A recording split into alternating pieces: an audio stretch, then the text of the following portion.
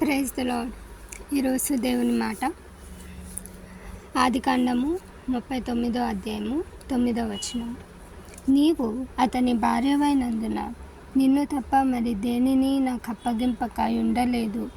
కాబట్టి నేనిట్లు ఇంత ఘోరమైన దుష్కార్యము చేసి దేవునికి విరోధముగా పాపము కట్టుకొందునని తన యజమానుని భార్యతో అనెను.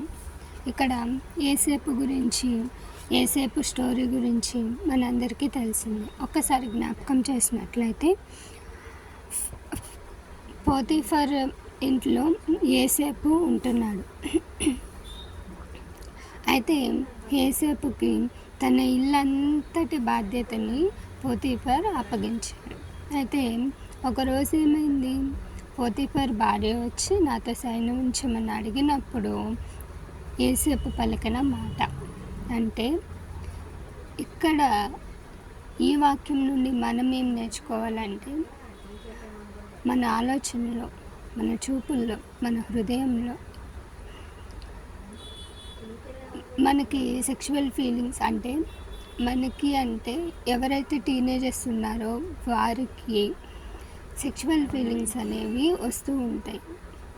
ఆలోచనలో కానీ, హృదయంలో కానీ, కళ్ళలో కానీ, ఏదో ఒక విధంగా ఒక అబ్బాయిని చూసి లేదా ఒక అమ్మాయిని చూసి అమ్మాయి బాగుంది, అందంగా ఉంది అనుకున్నామంటేనే అది పాపము, అది సెక్షువల్ ఫీలింగ్.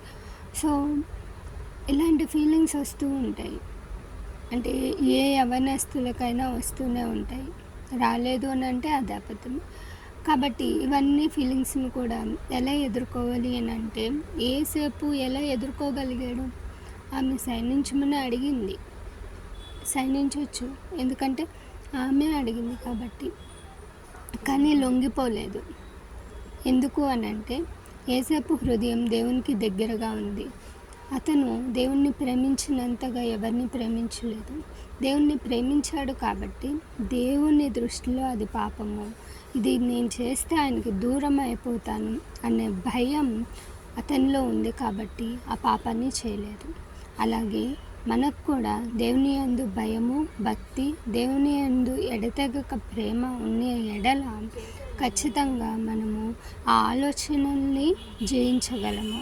కాబట్టి ఆ ఆలోచనలకి, ఆ తలంపులకి మనం లొంగిపోయే వారిగా ఉండకుండా దేవుని యందు భయముతో, భక్తితో బ్రతుకుతూ, దేవునికి ఇష్టమైనవి నాకొద్దు, అవి నాకు ఆయనకి దూరం చేస్తాయి అన్న ఆలోచనతో ముందుకు వెళ్దాం. ఎప్పుడైతే మనం అన్నిటికన్నా దేవుణ్ణి ఎక్కువగా ప్రేమిస్తామో అప్పుడు ఖచ్చితంగా ఈ ఆలోచనలన్నిటిని జయించగలుగుతాము. కాబట్టి యోసేపు ఎలా అయితే జయించాడో అలాగే మనము కూడా మన ఆలోచనని జయించగలము. కాబట్టి ఏ భయము లేకుండా దేవుని మీద ఆధారపడు, దేవుని మీద నమ్మిక ఉంచు.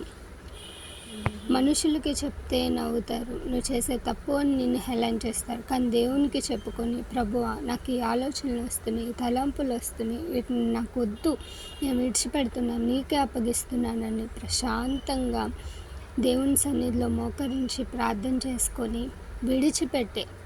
నీ హృదయం దేవుడు ఎరిగి ఉన్నాడు కాబట్టి, నీవు ఆయన కోసం వదులుకుంటున్నావు కాబట్టి ఆయన ఖచ్చితంగా నీకు సహాయం చేస్తాడు. Praise the lord.